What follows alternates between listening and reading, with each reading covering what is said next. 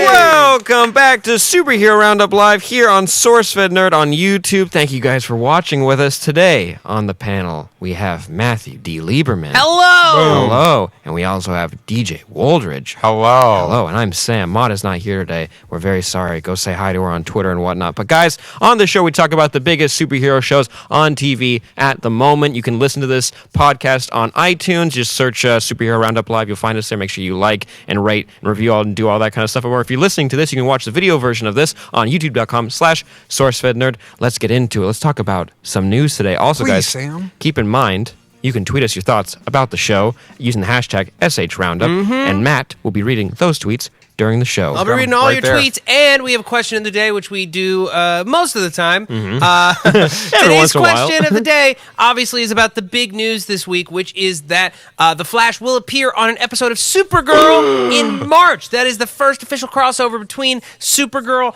and our existing DC TV verse over on the CW. So we want to know, what do you want to see happen during that episode? What do you want to see? I want to see happen? Because we're all excited, Yeah. and we kind of have an idea of how it's going to happen. We'll talk about it later, Yeah. but let us know your thoughts on the Twitters. Yeah, so that's going to come later in the show. But let's talk about some news. First of all, we got to talk. Well, I guess we're going to talk about the crossover later. So we'll skip that. For later. Legion on FX. It was announced a little while ago that they were going to be doing a show about Legion, who in the comics is David Haller, who is Professor Xavier's son, Who's and crazy. Who's crazy, and they cast Dan Stevens of Downton Abbey fame as the titular character. The guest fame. Yeah, For and the guest. fame Yeah, he's great in the on guest. Netflix. Yes. And if you want to see him play crazy, Wait, watch he's in the guest? He's the guest. He's the titular guest. Oh, The guest. Yeah. That's Sam why he just looks found it familiar. out. Wow, Yeah. I No. did my research. Dude is an amazing actor. He proved in that movie that he has crazy presence, and he's awesome with like action and crazy stuff. True. He's a British actor, correct? Yes, he is. Yes. Crazy blue eyes, correct? Am I thinking of? Blue eyes, So, blonde hair. Do you think they're going to let him keep his accent for Legion? I don't know. Is he going to be Patrick Stewart's son? That's what I want to know. Is Patrick Stewart going to be in this show? Or James definitely McAvoy's doubt son? Yeah, if I don't know. I doubt it too, but if he's not, why are we bothering? That is the big question that I feel like a lot of people have. That's like the big backlash to this show. Don't get me wrong. I'm going to watch it. Yeah. The showrunner is also the showrunner for Fargo, which is Fargo. great. So Yeah, I'm going to Noah watch Hawley. it. No, Hawley. I'm going to watch it. I just don't know why we're doing it. True, True. but the rest of the cast is kind of cool. Yeah, Aubrey Plaza was also cast as a recovering addict alongside Dan Stevens. They're all going to be in a, like, not an asylum, but a hospital. Like, they're recovering from various addictions. And Rachel Keller was previously cast as Sid, the female lead for Legion. And Jean Smart, who was in season 2 of Fargo, and she was the former first lady on 24. Oh, I wonder cool. where In Noah like season 5 of 24. Noah Hawley met her and put her on his list Well, what? No, She was on Fargo season 2. Yeah, so Fargo that's- was like depending on who you talk to, who's seen it, it's either the best or like second best show of last year. So Legion is in good hands. Yes. Oh, yeah. Let's say that. I'm very excited for it. Production starts in March, so that's exciting. Hopefully there'll be some spoilers that we can see because we're losers. But they say that some of the X-Men are still like they can touch some of them and bring them on. Who? I don't know which ones you'd bring on. I don't know. I have no idea why. Like, Those is are my- Cyclops going to show up or like what? That's my two big questions. Is Professor X going to be in the show? Because he should. Because Patrick Stewart's on Blunt Talk, so he's doing he the is. TV thing. And also, will they let him have the hair that he has in the comics? And I want the answer. Oh, to both like those to be yes, crazy the big crazy hair? big hair. I want it in my life. That would be pretty cool. But Yeah. I don't know. Are you guys excited for Legion? I'm excited because of the talent involved. True. Noah Yes. Hawley has my butt in a seat because of Fargo. Dan Stevens is an incredible actor. The guest blew me away. Aubrey Plaza, I love. Jean Smart, I love. Yeah. I want to check it out. I'm a big fan of Aubrey Plaza because of Parks and Rec and everything else she does, but she is kind of one note a little Well, bit. that's kind of why I think she took this role, because in the press release it says that her character is a relentless optimist, and I feel like she's like, everyone just keeps casting me as Debbie Downer or as sarcastic. I want to do something different. And she was Grumpy Cat in that award-winning Lifetime movie. Razzie Award-winning Lifetime movie. Next story, Smallville's Tom Welling talks about playing Superman on CBS's Supergirl. He was asked if he'd ever appear as the character, and he's repeatedly stated he hasn't been asked by the showrunners, but a lot of people just keep suggesting this, keep putting it forward. I know Sam's excited. I'm excited. I know. Is he a great actor?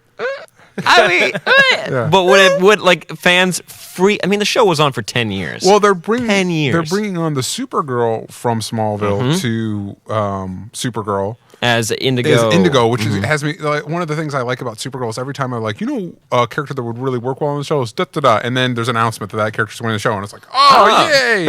And you've been hyping up Supergirl a lot. You were a big fan of it from the start, but you do sell it a lot. Also, Martian Manhunter is one of my favorite characters. And they're doing some really cool things with them. Yeah. I will. It's not that the show does not have problems. It does, just like all our shows do. Yeah, absolutely.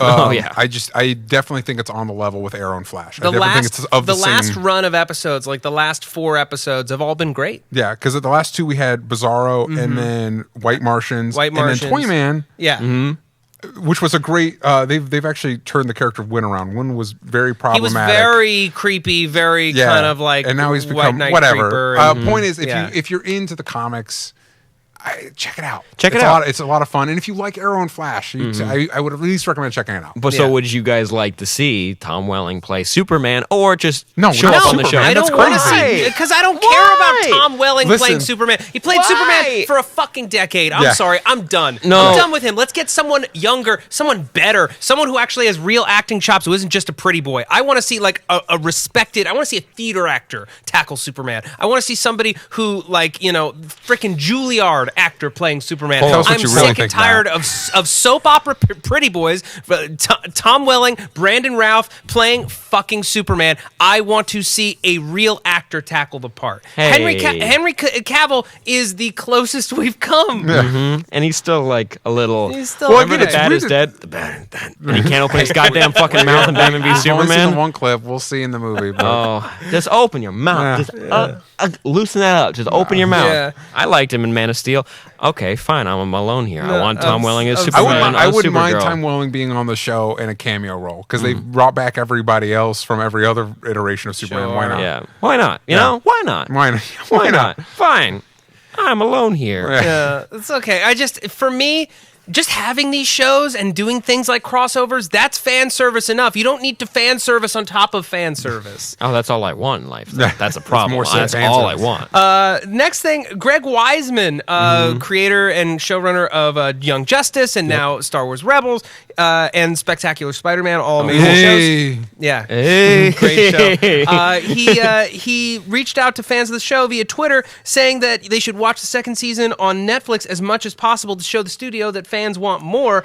This doesn't mean, of course, that they're going to make a third season, but it's wishful thinking, and we're all dying inside because, of course, we want season 3. It's of Young funny. Justice. It's maybe I'm just more jaded because most of y'all played this game with Young Justice. I played this game even earlier with Spectacular Spider-Man. Yeah. Which, if I had to choose between the two of one coming back, Spectacular Spider-Man in a heartbeat. What? It's even more dead than Young Justice. Sony owns the rights to that show, not the character anymore. Whatever. It'd be great, especially since that season ended on a cliffhanger, and I feel like the cliffhanger it ended on would mean season 3 would be the last season. Yeah, it would definitely be like a wrap-up season, even if it was just like a wrap-up movie. You're making all these direct-to-video animated movies. Warner Brothers, why don't you do that one? Why not? That Teen Titans Justice League movie will be okay. I think a lot of people are really excited for it. It's gonna be okay. Yeah, those movies are. I mean, Gods and Monsters was really fun, good, but then Bruce Timm. But Bruce Timm. Yeah, there you go. Yeah, That's Bruce the problem. Timm has the golden touch. Olga Milicevic in the chat says Matt Dallas from Kyle XY is Superman. He's pretty preppy and optimistic. I think it'd be a nice thing to see with that character. That's exactly the same type of soap opera pretty boy. Let's stop casting them. He cannot act. I watched all of Kyle XY. What? I watched all Kyle of it. XY, did you do that? Thank you. But no, okay, so when let's talk about Kyle XY for a minute. Let's talk about commitments, okay? We're going to start Kyle Kyle Exploit podcast. We're going to do an episode Chris, who's per episode. running our board, Yeah. he just gave that pun a 3 out of 10. Oh, really? Oh, damn. Please rate all the rest of the puns that pop up on this show. But, okay, anyways, no. That's the answer to that question. That's the question. But thank you for asking it anyway. Thank you. I didn't mean to shame you. We appreciate your input. Yeah.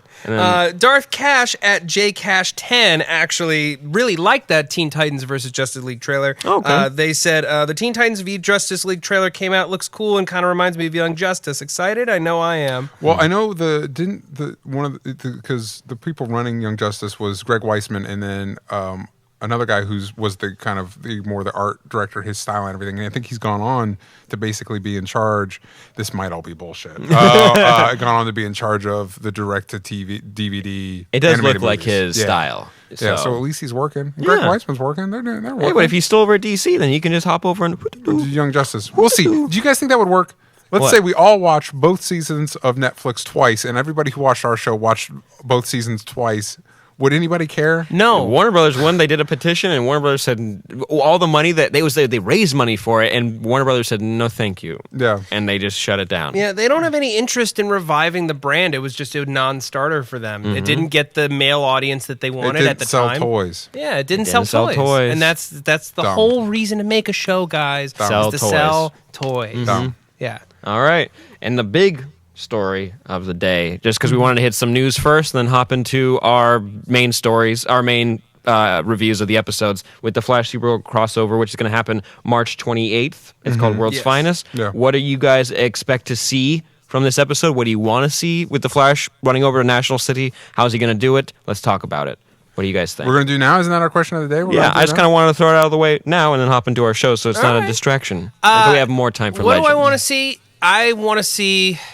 Honestly, I'm going to be lame. I want to see romance. Listen, Kara does not have any access to any other superpowered people who actually could keep up with her, who know what it's like to live the double life. I feel like they'd have great chemistry together. You saw that photo shoot with Greg Berlanti, them laughing and smiling and whatever. Oh, look at those cute white people. They look great. Yeah, she did have great people. chemistry with Cat Grant's son, which makes sense because that's her husband in real life.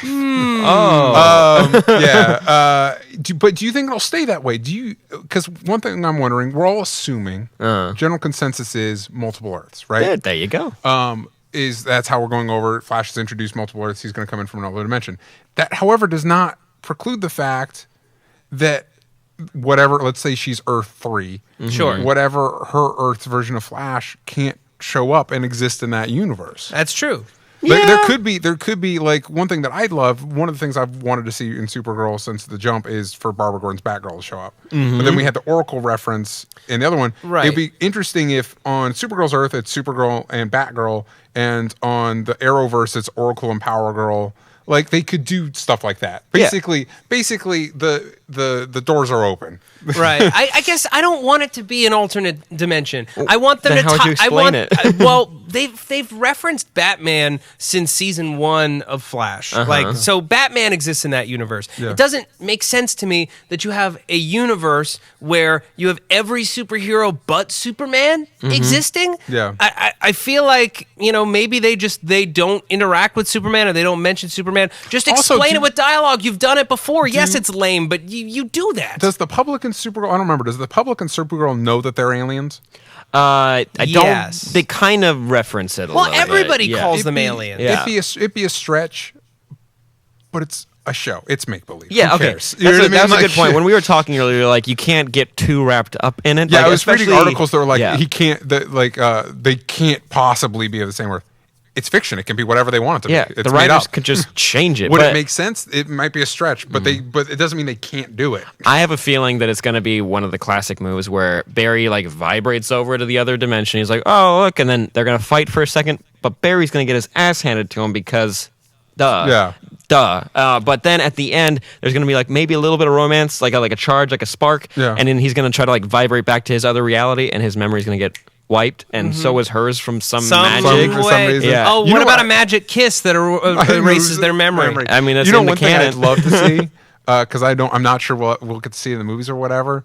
with the traditional way. Superman was referenced in Legends of Tomorrow. I've seen this episode. Men of Steel die in Dark Knight's Fall. I'd love to see them do the classic race, the Superman Flash race. Well, that's what Oscar Tinoco wants at Tinoco as well. As long as they end up racing to see who's the fastest person alive, that's all he wants. Which, by the way, the Flash. Yeah, we know the Flash wins. That's all he has. Just let him have it. Yeah, just let him have it, for crying out loud. Hey, he can also go through time. Yeah, right. Superman did that in Superman 1, I think, right? 1 or 2? 1. Yeah. Well, it was whatever. Yes. And here's the thing. If Rip Hunter has seen Superman and Batman die, Rip doesn't travel between dimensions. He only travels back and forward in time. Yeah. That means that Superman does exist at some point in the chronology of Earth 1. That is the other thing that they could do, but would also be very weird, is if, since Superman's been around for like a decade in Supergirl, if Flash travels forward in time. Ooh. But then that means Supergirl's 10 years in the future, which is weird. Yeah, because they do reference a lot of pop culture things happening now. Yeah. So that doesn't make a lot of sense. But the point is, they're definitely going to have...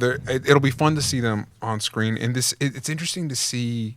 Now, we've got Constantine, after his show died, on Arrow. We've got Flash going to another network. I just, thank God for Iron Man and the Avengers and those Marvel movies and this amazing success they've had. Otherwise, this would never be a thing. Yeah. Nope.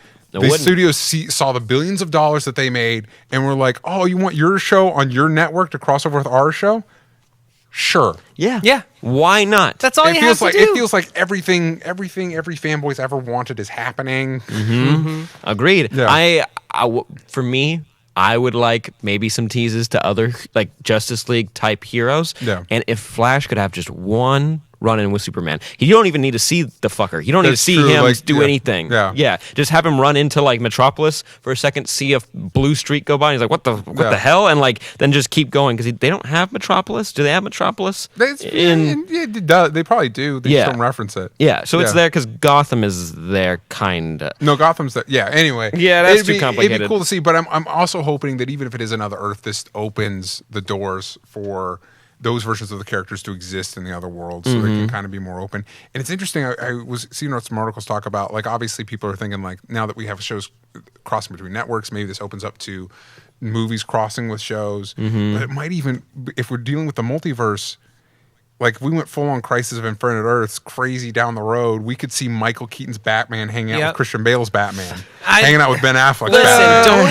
even walk down that road, because they'd have to recycle old footage, and it would look real weird and janky. What if it's in Doctor Who? What if Michael Keaton? That still looked real janky. What if Michael Keaton's Batman, the old and grizzled Batman Beyond Batman, or Dark Knight Returns Batman, or Bless You, bless you, Chris, or Bless You? Bless You. I mean, it wouldn't be the worst thing. I think it'd be the best thing. I think it'd be the best thing that ever happened ever in the history of the human race. All I want to see is I want to see Flash accidentally cross over to the universe where Gotham is happening and be like, oh no, this sucks. And then just leave. A good oh no by seeing the Penguin hobble towards him, and he's like, no. Oh no. Have you guys, by the way, not to get sidetracked on this, have you guys seen the images of Mr. Freeze in Gotham? Yes. He looks like Mr. Freeze. He does? I don't know how they're going to explain. He literally looks straight like Mr. Freeze. He looks awesome. Yeah. But how does he exist? I don't know. He does look awesome, but I don't know how he exists. I don't know.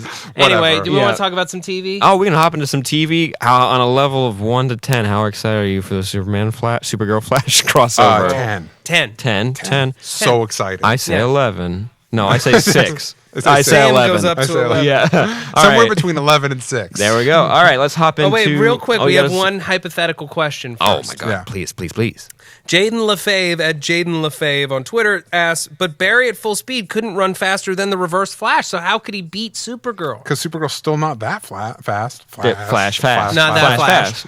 There you go. Yeah, we haven't really seen her run. We've really only seen her fly. I would like to see her run too, because it's always fun to see Superman running with a cape. You're like, you jackass! You're gonna get caught on every corner. Her boots are not really at conducing at that speed. No, you should never run in boots. So basically, everyone is super excited for it. Someone just said they were at a 25. That's about right. Yeah. Kara is. We got 1-3 in there, but I feel like you're just being contrarian. Yeah. All right. Keep tweeting us your thoughts on the Flash Supergirl crossover. Yeah, we'll read some more throughout the episode. Tweets I'll read. All right. Agent Carter. This week we got a cool secret origin for both Peggy and Madame Mask, who's named Whitney Frost. Whitney Frost or Thank Agnes you. Cully. Thank you Agnes for knowing Cully. the other real name because I couldn't Other remember. name. It was very interesting. I really like what they're doing with Whitney in this episode. Yes. This season, there's something about this show. It's so playful and Yeah. fun, but at the same time, like you can go down a dark alley like for just a second, but then like kind of weasel your way back into like fun territory. What did you guys think of this episode? There was a lot of great stuff. Like, I continue to love what this show is doing and how it has a tone unlike anything else. We are now getting so much superhero TV that having a different tone and making your show feel different is as important as making it cool. Yeah. I feel like just making it feel original. The Whitney Frost backstory, I like her discovering her powers. I like the way that she's doing it. I love how she's becoming liberated. I love continuing to see Peggy and Jarvis together. I loved Peggy's showdown with Kurtwood Smith and how she recognized, you know, this dude is obviously, you know, from the Arena Club. What I didn't like about this episode, and what really worries me, and some people are going to immediately disagree with me on this, I did not like Peggy's backstory. Yeah. And this is why. She has been established to us from the get-go as a badass spy who can do anything and more that any man can, who doesn't really care about being your normal kind of woman. Yeah, she wants to have romance in her life, but on her terms. Yeah. And I love this character. I love that she's a role model. To have her backstory and her reason to become a spy be that she was going to get married to some boring ass dude. She didn't have any personality. She didn't really care about any kind of vision of the future for herself. And then her brother dies, and that's the reason that she becomes a spy. It's all about guys. It was so throwaway. It was Yeah. just like bing, bing, bing. Okay, there you go, Peggy. There's your backstory. But that's my point. It's like her whole character has been set up as being awesome without needing any man to justify it at all. And now the only reason that she's a spy is because of a man, because her brother died? I completely agree with you.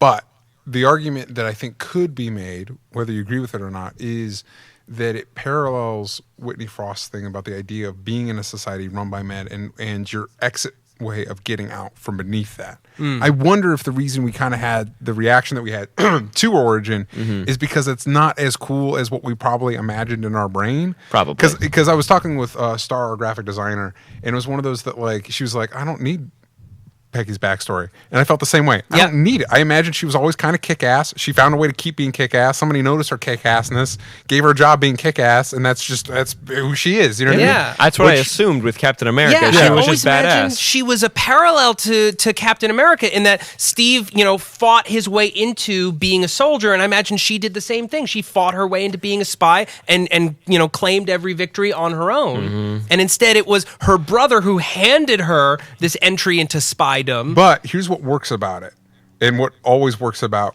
Agent Carter is Haley Atwell.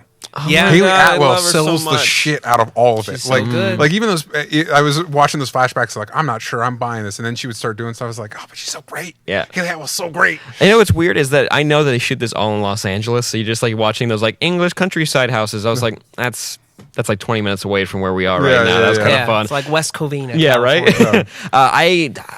I don't know why they had to compare Whitney's backstory to Peggy's. Yeah. They're I don't trying see to why. show like a parallel between the two of them. Like it's like we're not so different, you and I. I also Kinda. get the impulse of saying like, what did bring Peggy from point A to point where she at now? G. Yeah, you know what I mean. But it just, I don't know if it felt true to what we understand of her as a character. No, I agree. But taking that aside, I like the whole Trank scene. I like her taking a weird step with the sticking the guy with a cold, right? Is that what it was? But like tricking it with super malaria. Cold, yeah. I could watch Peggy and Jarvis just banter with each other. Yep. All day. It's delightful. It's amazing. Like when they're just doing their thing, it's like, oh, you two are great. You ever seen a meme be born right in front of your eyes? Yeah. When it says Jarvis, I was just like, Well, fucking that- Tumblr damn is it, gonna that's love what I this. was gonna I'm say. so sorry. Yeah. JJ Mars at Martian Madam just wanted to say that this episode was Jarvelous. It's like, all right. All right. It was cute. Yeah, It was cute. But I liked the interrogation scene. It's interesting her coming up against Kurtwood Smith, who was named Vernon Masters. Something like that. Something like that. I can't. I just think the 70s show. That's all I think is when he but starts it is talking. funny how like slimy. Every time he shows up in the show, it's like, screw this guy. Yeah. Screw this guy. I wish more Chad Michael Murray. I liked him in the first season. He's a snake, and I like him. And also this weird early 2000s nostalgia. I want him to be in the show more. There's not a valid reason for him to be on it, but I would like more of him. I like how they were using him early in the season where he's a bad guy, and it's not even that he thinks he's the good guy. He's just kind of too slow to realize that he's the bad guy. Like, he's just not quite caught up to it yet. They're like, I'm kind of an ass. Oh, he's an ass. Yeah, he is, but he doesn't realize it. I think he has a sneaking suspicion. Like, he knows he's being selfish, but I don't think he thinks that is wrong. Yeah. Who was the actor that I'm blanking on? He was big in the 90s. Who was the man who was paying for Whitney's childhood, like where her mom was having an affair? He's like a character actor who's been up all over the place. And for somebody that... And the mom, too. Her flashback scenes were very stressful. Yes. They're very anxiety inducing. Like, I don't, before, it's just been recently, it's been a part of culture. I didn't realize the whole, like, guys telling girls to smile thing. Oh, with Kilgrave was like the biggest. Yeah, it's like, whatever. And it's one of those, stop it. She can smile if she wants. Stop. Yeah. That's gross. You're being gross. Yeah, we had two of those, right? Yeah, the guy at the end was like, oh, you look really pretty if you smile. Everybody does. Yeah. But she doesn't have to. Calm down. Yeah. That was a fun little transformation scene. Yeah. Is she eating those things? I'm sorry. The rats? Inside of her. And the people, too. The symbiote, whatever is inside of her. We got tweets that those are tied. That's supposed to be ties to Doctor Strange, I guess. Yeah. But I like that she's now, because the first few episodes she's kind of been victim-y. And I want to see, like, not that I'm a huge Madame Mask historian or whatever, but I want to see more of what I know of Madame Mask. Like, and as she starts, like, I want to see her be a bad guy. See, and she's getting there, and I'm excited. Does she? So she wears a mask, obviously. I think they're kind of moving towards something that'd be really fun. She can wear a mask if she wants to, but with the crack going down her face, she could have this really cool porcelain doll, broken-looking face, cool. which would be very fun. And I love like the visual effects. When did we establish that she was a rocket scientist? You know, when they're like... The second episode, I think, they found some stuff. I wish that was played up a little bit more. Yeah, because all of a sudden she was just really smart. And, like, not that that's bad. I was just like, where did it come from? They've been really hitting the actor angle with her. Yeah. And I find the rocket scientist... As a villain, I find that more threatening and, like, it makes her more of a capable adversary for Peggy. So those actors, just real quick, I looked it up on IMDb. Oh, nice. Chris Mulkey played... Uncle Bud, and Samara Armstrong played the mother. I don't know what else they've been in, though. Samara Armstrong was in Not Another Teen Movie. You're welcome. I got a comment from Carly T. Right there. I feel Whitney Frost is starting to steal the focus from Peggy, and the tweet is gone. But you guys, scroll up. Yeah, scroll up a little bit. Chris. Scroll up a little. There. Steal from Peggy. She knows where she's going, and she's a strong character. I mean, stealing. I mean, that sounds a little negative, but she is very driven, and she is going to be. You're establishing a character. So they're going to have more focus. I'm hoping that she's going to be. With the work that they're putting in to like develop her, I hope she's a multi-season. If we get multiple seasons after this, multi-season antagonist because she's so weird. Because with the work that they're putting in, she's more nuanced than Faust from last season, who didn't really even show up till the last few episodes, if I remember correctly. Yeah. No, she's very, very well defined. It's been a pleasure to watch her. I also want to see Dottie come back. Oh, yeah. Dottie. She's in prison or something. Yeah. What would you guys rate this episode? Because you guys don't seem too enthused by it.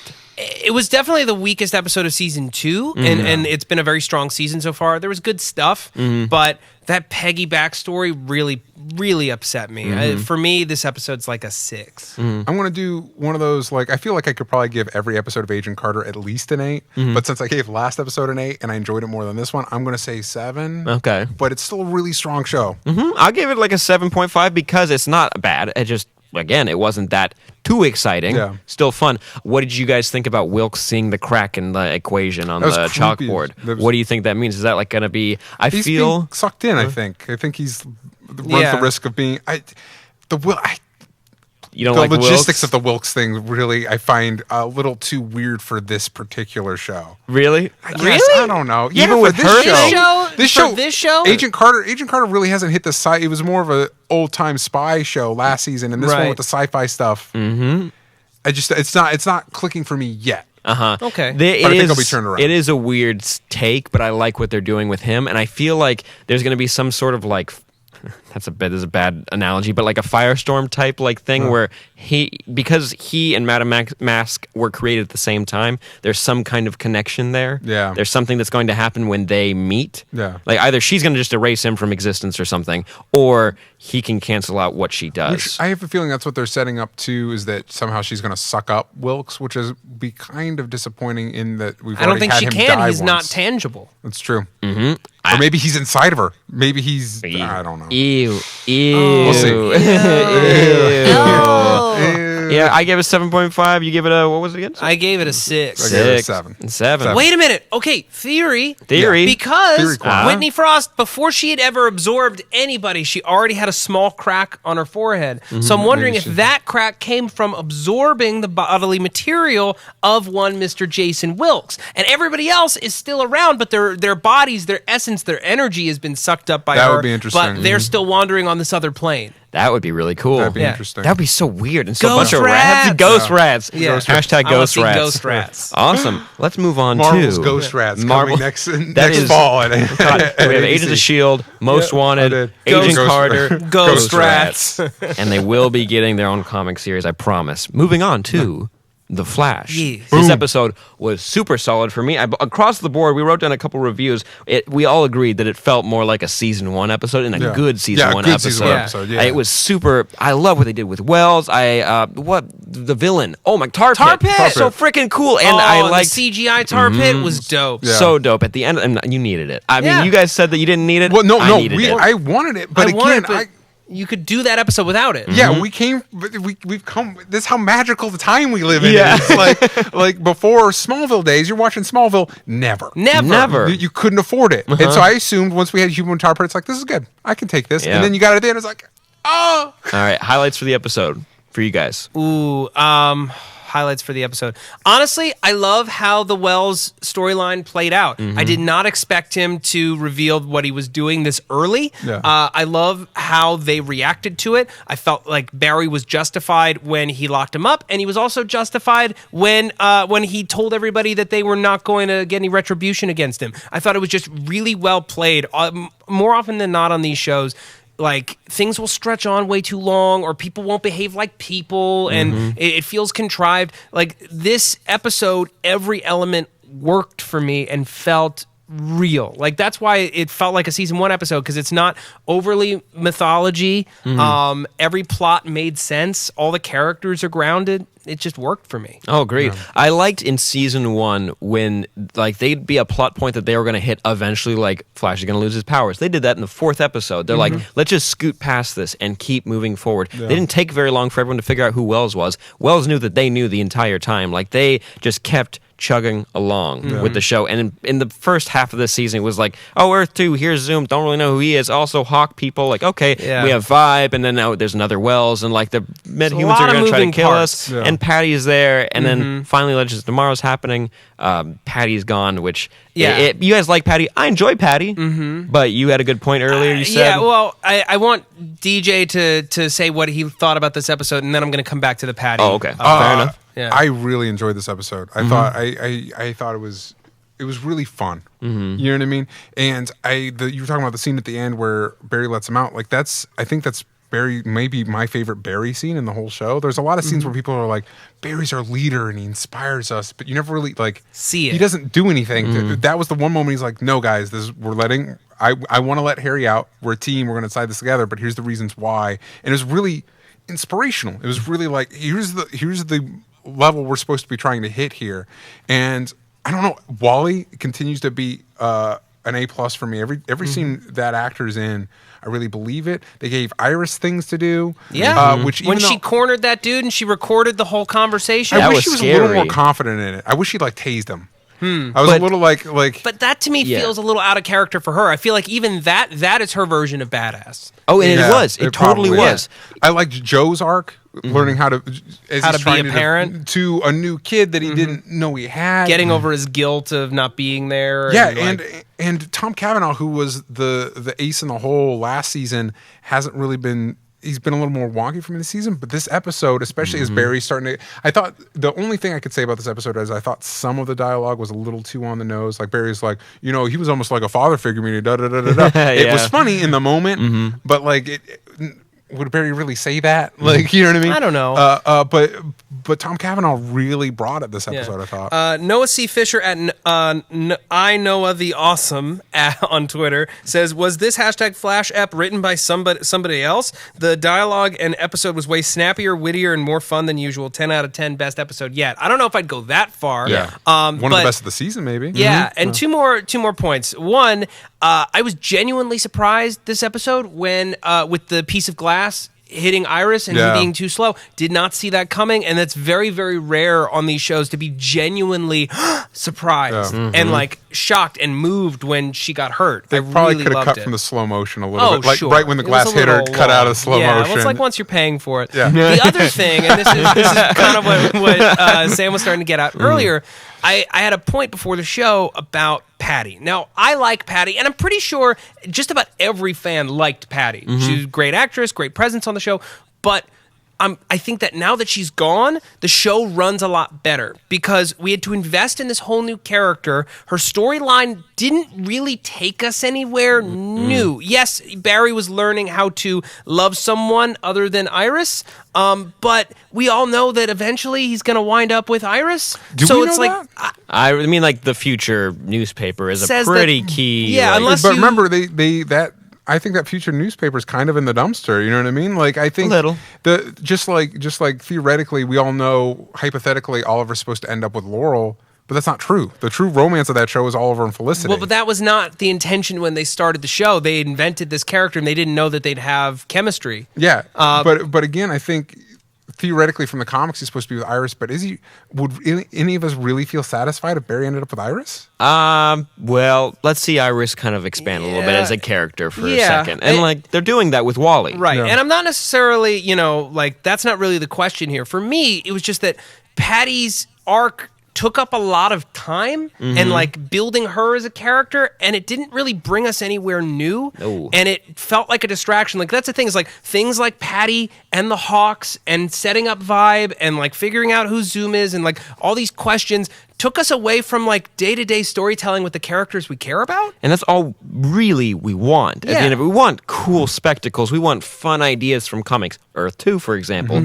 But don't get too caught up in everything else that comes along with it. I feel like Wally feels a little bit different from that because A, we know that he'll eventually become Kid Flash or the next Flash or whatever they want to call him for branding's sake. And he directly affects Barry, Iris, and Joe. Like dealing with that family and shaking up that family dynamic is far more interesting than just a love subplot. Really, sorry, go ahead. I had a quick question. Yeah, I have a quick one too. Well, for one, I like Patty. I thought she was good with, she had a great chemistry with Barry. I do think that they hit a lot of like the tired, like, I can't tell you my secrets, I keep you safe. That doesn't make any sense, Barry. Yeah. It doesn't make any sense. If they could have got past that, I think if Barry's going to have a love interest, I'm Team Patty. My question, you guys, is we've been hitting with Wally a lot with the car stuff. Do you think we're going to do something different? Like, is he going to be like Kid Flash in a car? Like, do we think we're going to do? Because we had an alternate reality Barry that was on a motorcycle in the New 50. No, was that New 52? I don't think believe it was. so. I think it was pre-New 52. That was a speedster on a motorcycle. That's fun. I just wondered, do you think or is it just what if speed? he turns into a car like Speed Buggy? Yeah, just a talking Speed Buggy. I don't know if I don't know if it'd be good or bad, but it's like, do you think they're setting? Is it just a speed thing, or do you think just a speed thing? Just a speed Yeah, thing? New 52 Wally likes cars. He is into racing. He builds his own cars. Like it's very fun. But he is younger.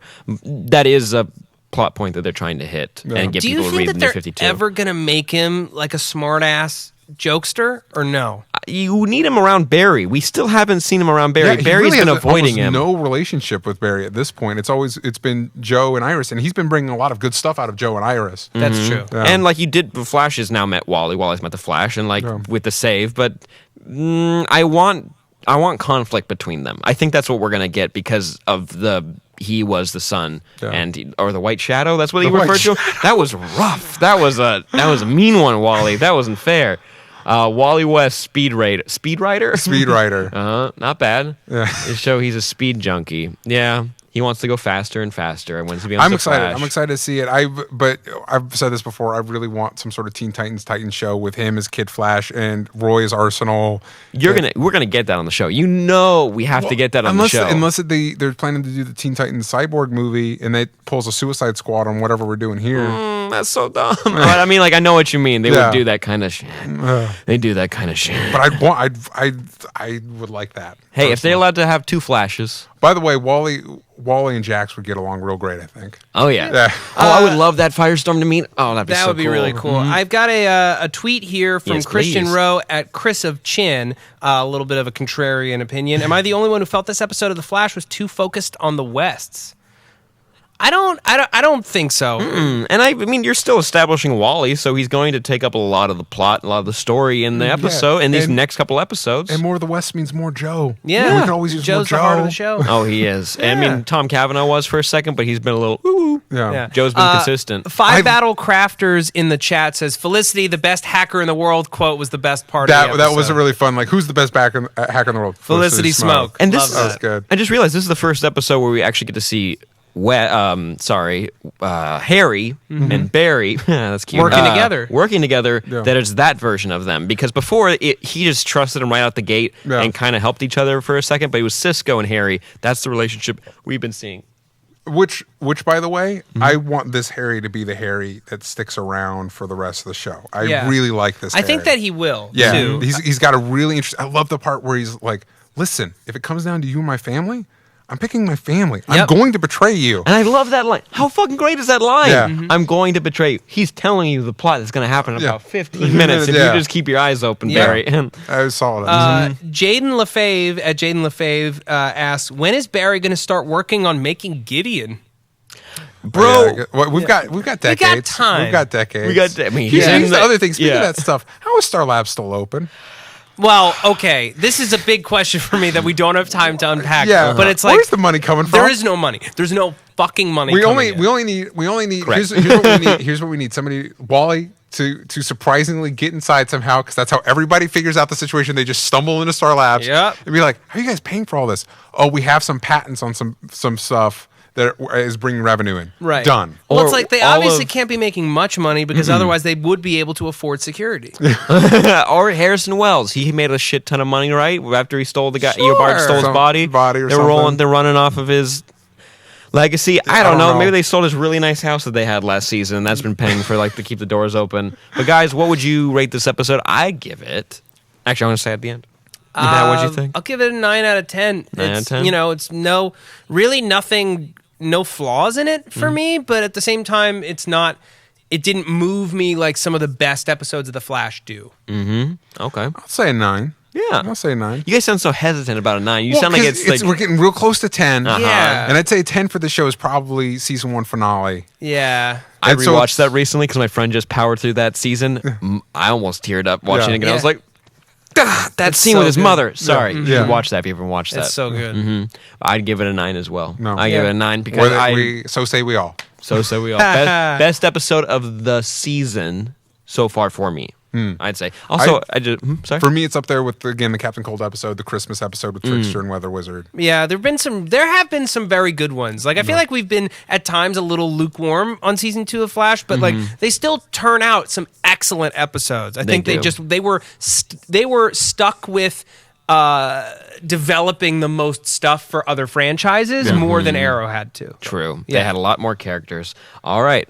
Speaking of Arrow, let's move on over to Arrow. This week we had the return of Roy Harper and the introduction of the calculator. Which if you didn't know they were going to reintroduce Roy, the second that thief started parkouring all over the place, my thought wasn't that it was Roy, but I was like, "Oh, parkour thief! Of course, who are you going to call? Roy, we've got this parkour thief. We need you to parkour your way over to the parkour thief and parkour him out of this." He's going to parkour his way out of this situation this time. I wish they had the old Adam West like, how is Roy Harper going to parkour his way out of this situation? I would love that. But when he introed with he ran up the wall 10 feet with one leap and then did a backflip up into an air vent. By the way, did you guys watch this week's iZombie? Not yet. There's a Major drinks some Max Rager and then starts running and like parkouring over shit. And I was like, I wonder if it's the same stunt actors. Probably. Save your money. He's like a lot taller than Roy. Major's a lot. Whatever. DJ, what did you think of this episode? I liked the first half. Yeah. The second, pretty much for me, the web nuke realization, and then the calculator. I like the calculator. I like that we eventually find out that he's Felicity's dad, which we knew from press stuff. Kind of. Right. Yeah. So when it was getting to the end of the episode, I'm like, are we going to? Are we gonna? Yeah. But the whole it was almost like Felicity was saying, he has the things to build. He can build something that he'll be able to reach and grab people through the computer and murder them. Like it felt that implausible. Yeah. Do we have to have every season a tech-related villain? Because we had Brother Eye last season with OMAC and whatnot. And that was also a weak episode, unfortunately. But the coolest part of that episode was when the Gatling gun was following Arrow around and shooting him underneath the boards. If you guys can remember that, we don't have a graphic for that, but just use your imagination. For me, there was a lot of there was a lot of fun stuff in this episode. I like having Roy back. Yeah. I thought his dynamic was even a little bit better. It was. Now Like he matured or something. Yeah. And I think he's just become a better actor. It just became Probably. It just a lot of it stretched, which is weird to say on a show where you've got guy magically force choking people and stuff like that, and whatever. But it just felt it stretched the plausibility of this show, even to the point where like, oh no, I guess Felicity's the one that's going to detonate the bomb, and so they can't detonate the bomb because I guess there's no other way to detonate a bomb except having Felicity do it through computers. Yeah. So Roy has to. But again, the justification of that is that when Roy shoots the bomb. And then he like zip lines away from the explosion. It's like, it was worth it for that. Yeah, for that one stunt guy. Yeah. What this show constantly reminds me is that sometimes there's nothing better than just simple practical stunts. Like no matter how you dress it up, watching people do amazing things will always be thrilling to watch. And even though the web nuke was goofy, again, it felt worth it for that. Why is there a zip line there? I don't know, but it's great to watch this dude zip line out of this building. Well, this episode at the beginning reminded me of is one thing that I think is part of Arrow's popularity that it captures. Obviously, shows that have spawned from it capture it too. Is that weird? It's a good soap opera and a good action show. Like, and I don't think I've ever wrestling. really seen. Yeah, Like wrestling. Yeah, yes. Anyway, What did you guys think of Nissa's storyline? I like that she was brought back into the fold, and also with Katana, because I thought she was out the door with Suicide Squad, but I guess she's not. I guess not. She's sitting in front maybe of they a shrine. maybe they brought her back just to kill her off. There you go. We have to go through every Suicide Squad member and kill them all. I thought it was fine. Like I like ultimately what they're using it for, which is to pit Oliver against not Damien Dark. Sorry, Malcolm Merlin. Malcolm Merlin. So, all the alliteration, guys. Yeah. Can we? But pit him against him, especially right after they've finally kind of reached an accord. And I think that the strongest element that's been going on Arrow this season is the way that they refuse to be lazy about the grave reveal. They continue to complicate it. After this episode, I no longer think that the person that they refer to in the car is Damien Dark. I'm convinced it's Malcolm Merlin. I'm convinced it's Malcolm Merlin because it's too simple for it to be Damien Dark. They already want to kill him. He already, of course he's going to kill somebody. But to have Malcolm kill somebody, or even worse and best for character development, have him accidentally kill Thea or kill Thea to save himself. Yeah, not even accidentally. Like he's the type of person that can. Malcolm Merlin, more than anybody in the show, can justify any action he does. Even killing his own kid. Yeah. Like if he were to kill Thea, and then they have to go and they're like, we have to kill Malcolm. Like I love the idea of they put down Damien Dark before anyone winds up in that grave, and so much of the audience is going to be like, wait, what? But the grave, and then you see frickin' Malcolm Merlin slit Thea's throat. Yeah, that's kind of the thing. We assume that the mystery there is who's in the grave. The mystery might be who they need to kill. Yeah, who puts someone in the grave? Yeah. True. What if it's Andy Diggle who puts somebody in the grave? We don't know. The fact is, they're keeping that mystery alive when it could be something so simple, and that excites me as a viewer. They're holding on to that real tight because I think they are trying to correct the mystery that they tried to do with Sarah's killer. Yeah. And that was kind of a letdown when that happened because it was who we thought it was, just with he just used somebody else to do it. So that's kind of a cop out a little bit. Yeah. So I'm excited to see with that reveal. For the highlight for me had to be the calculator and calculator and Felicity bantering back and forth. Also, Mr. Terrific, because he's been gone for a couple episodes, and I'm going to be honest, completely forgot about him. And he showed up, and then he grabbed the T-sphere, and he threw it at Roy when he's like being not controlled, but forced to do it. Right. And I was like, okay. Threw it back at him. You threw it back at him. I'm like, that was cool. No. Just make it fly now. Just all you got to do is make it fly.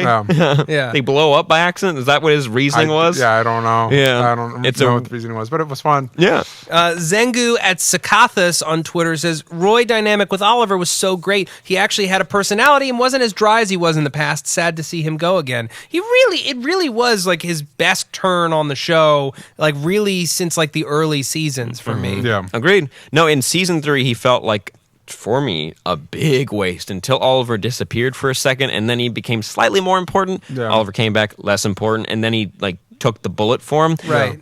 He became important, but it wasn't like I wasn't mind blown by his sacrifice for Oliver. For me, I think that was his best moment of season 3, and I think part of the reason he kind of like just blended in the background for season 3 is Oliver already had a trusted partner, which was Diggle. You know what I mean? Like Diggle fills the traditional like sidekick role. You know, Agreed. Also the traditional Alfred mentor role, kind of a thing.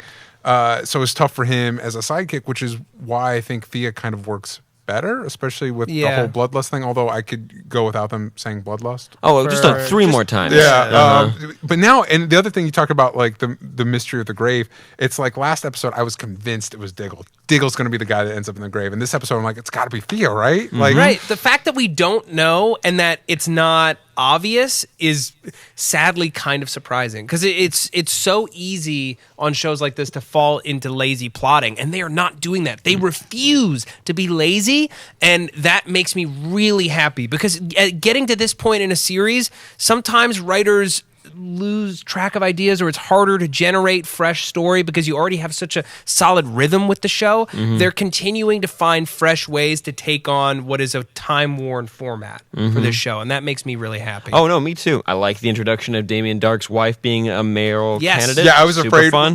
because the glimpse of the card was like, this person's running against you as a woman. I'm like, it better not be that Russian woman from the flashbacks. That would be too ridiculous. It's like the wife, Damien Dark's wife. Okay, thank goodness. Yeah. I like bringing Shadow back whenever they can. I always enjoy that. That scene made no effing sense. Okay, So did it not? It didn't make sense at all, but I like Shadow. I enjoy Shadow. How did he get out of his chains? No, they didn't. He just passed out. It was all part of his Phantoms. Okay. I heard you Wait, almost so say is The Phantoms. Rock real? The Rock? Yeah, The Rock is magic. Magic's a part of this Remember season. Magic? Yeah. And yet, for some reason, the web nuke was still a bigger stretch than that for me. Yeah. Two things. One, Cadmus mentioned, which I'm like, Cadmus and Argus in the same... But as like a company and not like a shadowy clandestine organization. Science people. Interesting. Yeah. Interesting. And Hub City got a mention, and a bunch of folks in the chat were like, Hub City, the question. No. I still think that the question could make an incredible Netflix or FX series. That would be the greatest. No. That would be really cool. I mean, he could also show up on this show. Would it be a little weird, like, to get that face right? Yeah. But he could still show up. I mean, he got his Flash special effects. Just throw a little flesh mask on him. Let's get a quick... Is my favorite. Let's get a quick rating on this episode. What'd you guys think? I'm going to give it a solid 8.5. Nothing wrong with the episode, but it also wasn't mind-blowing. It was just a very, very solid episode of Arrow that felt like some of the best elements of Season 1 and Season 2 slapped together with a fresh coat of paint. There you go. I think this was a little bit weaker for me. I think I'd give it a 7. I think the web nuke was a big for everybody. It was just like, oh, that's what you're going to do. Like, I liked trying to do something different. Yeah. True. But with a lot of like movies and TV shows are trying to like come up with like a web version of a nuke, so they literally just call it a web nuke. Yeah, they want there's a thing called an threatening. EMP that would do a lot, basically what that described plus more. Like, why do you need computers to do it? Yeah, it's not whatever. Yeah, whatever. That science doesn't make a lot of sense. A lot of people are saying 8s, 9s, 7.5s, 8.3. Yeah, everybody pretty much liked it. We all pretty much liked it too, for the most part. I'll give it like a 7.9. I would be not too generous. I'd give it a 7.9. Yeah. But guys, let's move on to the last episode that we review. yeah. Legends of Tomorrow, episode 3. Yes. Finally, something new, still in 1975. Yeah. Because why not? Shiara, or Kendra is injured, so there's a fun story with Ray and Dr. Stein. You've got Jax, Captain Cold, and Heatwave going on a little mission for Captain Cold's backstory, and then we've got Sarah and Rip on their own little mission, which was my favorite part of the episode. Yeah. What did you guys think?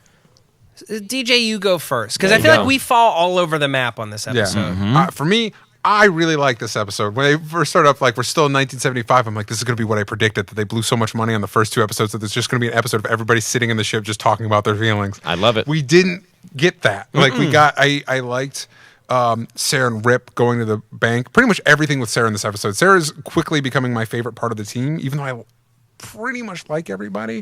For as wonky as it made other shows to build up all these other characters, it's really paying off here. Because I think the weakest characters are the ones that we're basically just meeting here. Like, Rip is... I'm waiting for Rip to kind of... Click a little bit more. Yeah, And then the Hawks are a little bit weaker. And again, we only met them in the other 2-parter. You know what I mean? But Sarah and Rip, their story, I do think maybe finding... Like, the whole, Sarah, you're killing people. That makes you bad. Like, aren't we okay? We're going through time and, like, fighting terrorists and stuff. Isn't it okay? Maybe it's okay. We've got the heat wave and cold. They're not sparing people's lives. They're killing people. Like, yeah. Maybe don't make that too big a deal. But I like their dynamic. I like all the stuff they discovered. I really liked, in contrast to the torture scene in Agent Carter, their version of a torture scene where the guy was like, oh no, please go there. I would love to see you go try and stop this from happening. I love the building of Vandal Savage's backstory and his following, because I'm like, he's been around for 1,000 years. Why is he just hiding on a cargo I guess ship? He can give the excuse that we're going to get for seeing his henchmen multiple times is that he can give them some of his immortality. There you go. That's all you need. It was a little bit of a stretch, I thought, for Captain Cold and Heatwave to be able to get Jax to take them to where they were going. But I liked their dynamic. I do. It was really cool seeing Captain Cold have an emotional side when he's talking to his young self. I do call bullshit on the fact that we didn't get Michael Ironside back to play the dad. I want it. I need it in my life. And I also really loved if seeing Adam shrink and be inside a human person and try and save their life was so amazing, and I love it. And it made me so happy. And then his dynamic with Stein was really cool. Was really good. And I love Stein, like, giving the speech that you'd expect, like, hey, I do remember you, and da-da-da. And then he comes out and like, no, I lied. I have a lot of really gifted students. I'm not going to remember you. Come on. Yeah, of course not. Like, that's ridiculous. Yeah. You fucking baby. Sorry, I'll get to my problems with it. Matt, what did you think of this episode? So I'm of 2 minds about this episode, because it had a lot of good pieces, but it never really came together for me. I felt like the final confrontation with the remnants and how they all got there was a little, like, easy and contrived. I still am not quite on board with Rip, and as much as I like him and Sarah together, and I'm like wondering, okay, are they trying to position them as like a potential romantic pairing? I don't know. She's lesbian. You know, well, no, she's bi. Oh, she is bi. My bad. Yeah, she's bi. Yeah. You know, can get with everybody on that shit. right? Like, I'm like, okay, so like that's happening.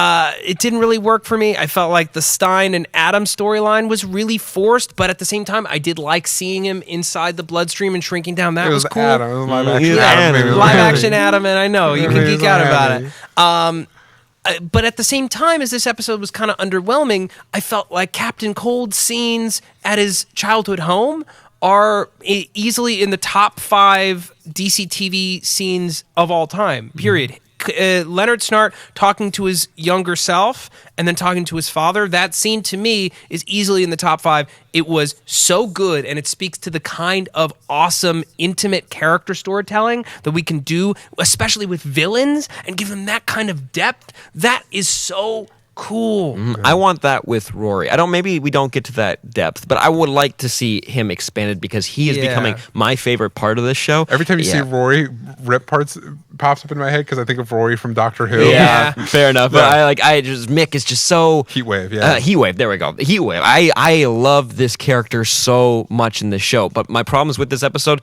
again, I agree that Dr. Stein and Ray were very forced. I'm tired of Ray complaining that he won't be remembered. Who gives a shit? None of us are going to be remembered. Who cares? You baby. Stop it. Stop it. Stop it. Stop it. Stop it. A whole city was renamed because you died for a second.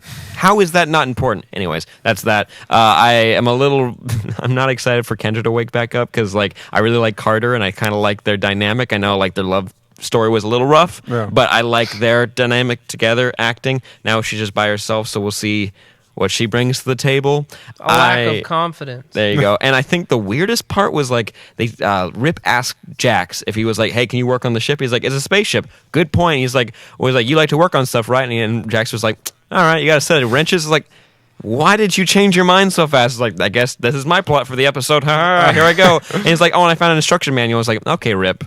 You could have done the exact same thing too, but okay." I did like that we got a backstory that Rip has tried. Rip tried before and he couldn't do it. A little weird. People were tweeting me about it too, and it was also, I noticed when I was watching episode 1, why are we going through so much trouble for Rip to try and kill him when Rip has already said that it has to be one of the Hawks that do it? And also, Vandal's bleeding out like, "Oh, now I know the name of your kid." Why don't you just throw him in your time ship?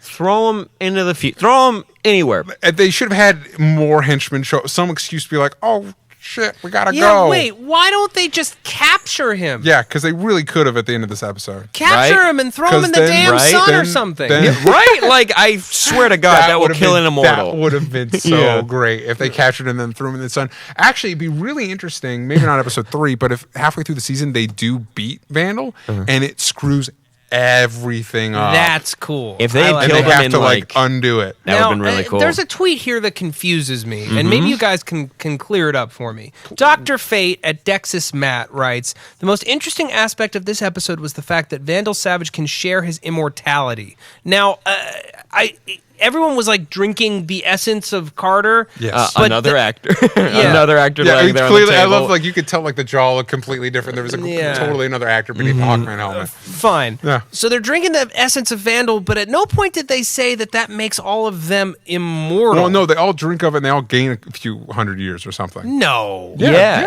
Yeah. He Is said, that what they said? Yeah, Yeah. he said, "I'll give him a few." It gives him a few hundred years. Yeah. Which is It's like a- not nothing, It's but a like, great, which is a great way to have them when we jump to or we jump to the year 2000. That those same henchmen. I really want to see. There's slimy haired guy. That's Uh-huh. Caleb. Yeah. Caleb, sure. But I really want to see the guy that they were interrogating. I love want to see that guy. him come back. Yeah. I liked his. It's just no shit's given. one of the coolest scenes I have to say is when Sarah had the first fight with them in the bank, and she was like, "You know that we've been made, right?" Like he's like, Oh, and "You where know." she's describing how she figured it out. Yeah, she figured it out so quick. He's like, "There was a gun on the table, you idiot, that Yeah. you didn't see that." And then all of them have tattoos that like show Yeah. they're part of a gang. And I also, love- she's basically yeah. a murder Sherlock Holmes. Oh my God, that made I her love so that. cool. I'm like, and I like that the show can just take a second and be like, "Okay, we're gonna talk about this character today Yeah. and this character," and that doesn't mean we're not gonna come back to them because there's 13 episodes, 10 more to burn through. That we get to come back and explore them more and more and more, and they get to grow more than they would ever on Arrow or I Flash. like seeing the different interactions. I like seeing Sarah's dynamic with Captain Cold and Heatwave. I like seeing Jax's dynamic with Captain Cold, and you see the little This is the beauty of having team shows. A team show, yeah. Yeah, where you get to see the little dynamics build and everything, and the beauty of seeing a team show in an episodic manner. You know what I mean? Where it's not just a movie; it's the whole. Whatever. I agree. So No, man, cool. you're right. This show is really cool. There's a lot of awesome opportunities with this show, and with the crossover with Flash and Supergirl, maybe we could get a little Supergirl tease in Legends of Tomorrow in like season 2 if they ever did it. Yeah. Think about it. Think about it. That would be damn cool. That would be damn cool. Maybe Constantine meets Supergirl because I want everything ever. That's all I want. I want everything, Thanks. and that's not a lot to ask. I don't know if you guys talked about this. This is going back to Flash just for a final point. go ahead. Is that Yeah. okay? Yeah. I don't know if you talked about this the week that the Reverse Flash episode aired. But like Hunter Zolomon is Zoom, right? But like, Who no, knows? when we talked about it, it was like probably, but maybe not. He's Zoom though. Guys, let us know who you think Zoom is because you never let us know in the comments. Do we of have this any? video. Right. Did we have any more follow-ups on the Supergirl Flash crossover? Yeah, in the- anybody in got the any tweets? thoughts? If you've got any tweets, go ahead and send it to us over on the Twitters really quick. We'll read the last few I'm hoping excitements. because these shows like to play certain beats earlier or longer than you expect. I'm hoping that when we go to Earth 2, we find out who Zoom is definitively, and we can move on from there. Yeah, then you just have to figure out how to stop him. And then you can just develop him as a character, which I think would make him a better threat. Yeah. And maybe then we can just all time travel as a whole planet back to the beginning of this season so we can learn that and make him more threatening throughout the whole season because he was not ever for a second. Also, it took me a minute to figure out why is he siphoning off. That was another issue with the Flash episode that there's not a problem of the episode specifically, but of the arc. What fuck is Zoom doing? Like, why is he? I want him to grow more speed, but I'm also siphoning off some speed. Like, what? Because we've already seen that Zoom can kick Flash's ass from here to the future. Yeah. Like, what is the plan? Those are questions for other episodes. You got any tweets? And we got a poll list. I don't have any fresh tweets on the Supergirl Flash. I'll look again, but we do have a very important tweet. Yes. Alex Varela at That Nerd Varela says, "Guys, ghost rats are Zoom." Ghost rats are Zoom. There are a bunch of them stacked together. By the way, I don't know. Did we rate Legends tomorrow? I give it an 8. You give it an 8? Yeah. I give it an 8 too, but for different reasons. On my scale. I don't think we've gotten a perfect episode yet, but like this episode didn't have a lot of the stuff I enjoyed last episode, but it had stuff that last episode had that this episode does have, and it's like we're close, man. We're close. Yeah, think of that finale. It's a beautiful time to be alive. Mixture. Yeah, I'm gonna say it's a 7 for me. There you go. Yeah, it just didn't come together. All right, right. That Leonard stuff is so good. So good. Right, you write you guys' scores in the comment section while DJ does a quick pull list. I'm going to do my pull list. Over in the world of DC, we've got another issue of the awesome Black Canary comic book, which, by the way, she was rumored to be in Justice League. I really hope it's the rock band version of her that's here. I mean, anyway, like the coolest whatever. version? Yeah. And a suggestion that comes from Sam. We have Earth 2 Society number 9 also coming out next week. Sam has been talking about how great this book is, so you should check that out. The art in it is beautiful. Right? It's gorgeous. Over in the indie world, there's a new comic coming out. This is a little risky, guys, because it's a number 1. I don't know the creators, but the premise sounds cool. It's a bunch of moonshiners back, I want to say post-World War I. Okay. That have gotten involved in something a little magical and a little bad. Okay. And it's called Dark and Bloody. Number 1. That's over at Vertigo. Over at Image, I'm taking some. It's a lighter week in the for me in the indie DC world. So we're taking some risks this week with the pull list. There's a book that I've heard is amazing, put out by Image, called The Autumn Lands, about a world populated by humanoid animals. And they're dealing with an apocalyptic situation where they try to summon a great warrior from the past, and it's a human. Oh, okay. Yeah. So I've heard great things about it. So maybe this week's the week to check it out with issue number 9. Now, over Marvel, it's a great week because we've got Spider-Man and Deadpool number 2. And if you picked up the first issue of that, it was great. Rarely is Spider-Man the straight man in a relationship, but with Deadpool, he definitely is. And also, we have the next issue of Totally Awesome Hulk, issue 3. And Totally Awesome Hulk is totally awesome. It's written by Greg Pak. It has Amadeus Cho as the Hulk, and it is so much fun, and I cannot recommend it more. And so that's issue 3, and that is the pull list for this for next week. That's the pull list. Make sure you go check out Comixology. You can get the digital comics there, or just your local comic book shop.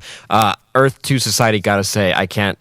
Earth 2, the whole storyline for me has been fantastic. And if you know your DC characters, the way they reintroduce them and play with them, like Bizarro, spoilers, like other characters like that, they have a lot of fun. But that's it for today's show, guys. Matt, where can they find you on the Twitters and whatnot? You can find me on Twitter at Matt Lieberman. That's MattLieberman. Also, check out my YouTube channel. I did a Best TV Shows of 2015 video at the end of the year, and I have a video about The Walking Dead dropping, I think, early next week. So check that out if you're interested in The Walking Dead. It's all about why Rick has to die for that show to continue.